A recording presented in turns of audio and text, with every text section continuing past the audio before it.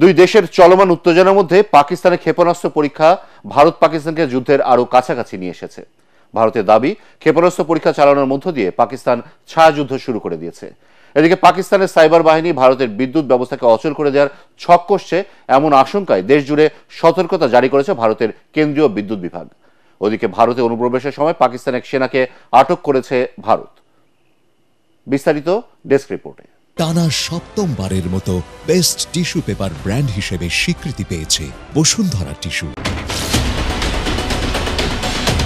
ভূস্বর্গ হিসেবে খ্যাত কাশ্মীর জুড়ে এখন বিরাজ করছে যুদ্ধের আতঙ্ক। পেহেলগামে ২৬ জনকে গুলি করে হত্যার ১১ দিন পর ভারত ও পাকিস্তান যুদ্ধের খুব কাছাকাছি পৌঁছে গেছে। প্রতিদিনই দুই দেশের আক্রমণাত্মক পদক্ষেপ বাড়িয়ে তুলছে উত্তেজনা। দুই চিরশত্রু ভারত পাকিস্তান এখন যুদ্ধ শুরুর আগের প্রস্তুতিতে ব্যস্ত। ছক কষছে কিভাবে ঘায়েল করা যায় শত্রু দেশকে, যা ভাবিয়ে তুলেছে গোটা বিশ্বকে।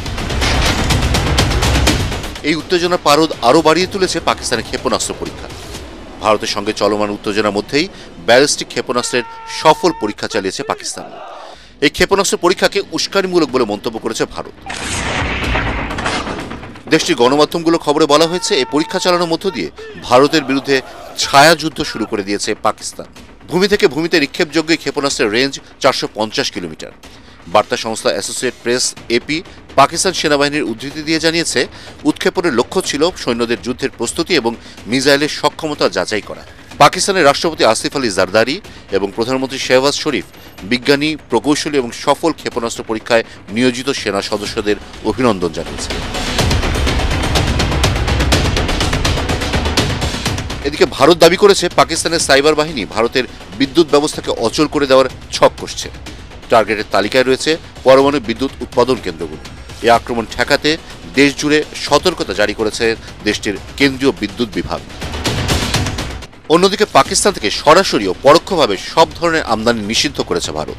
এক সরকারি নোটিশে ভারতের বাণিজ্য শিল্প মন্ত্রণালয় এর নির্দেশনা জারি করে। এতে বলা হয়, এই নিষেধাজ্ঞার বাইরে কোনো কিছু আনতে চাইলে সরকারের স্পষ্ট অনুমতি লাগবে। ভারত শুধু আমদানি বন্ধ করেই থেমে থাকেনি, বিশ্বব্যাংক, IMF, এশীয় উন্নয়ন ব্যাংকের মতো আন্তর্জাতিক সংস্থাগুলোর কাছে পাকিস্তানকে ঋণ না দেওয়ার জন্য আবেদন জানানোর প্রস্তুতি নিচ্ছে। ভারতের দাবি, এসব পদক্ষেপের লক্ষ্য হল পাকিস্তানে যেসব আর্থিক উৎস সন্ত্রাসবাদে সহায়তা করে তা বন্ধ করা।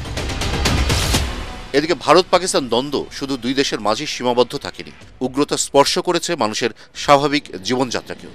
পাকিস্তানে এক নারীর সাথে বিয়ে গোপন করা এবং ভিসার মেয়াদের বাইরে ভারতে রাখায় কেন্দ্রীয় রিজার্ভ পুলিশ বাহিনীর এক জওয়ানকে চাকরি থেকে বরখাস্ত করা হয়েছে বলে জানিয়েছে বার্তা সংস্থা ANI। প্রতিবেদনে বলা হয়েছে, ৪১ ব্যাটালিয়নে মুনির আহমেদের এই কর্মকাণ্ড চাকরির আচরণ লঙ্ঘন এবং জাতীয় নিরাপত্তার জন্য হুমকি বলে জানিয়েছে কেন্দ্রীয় রিজার্ভ পুলিশ।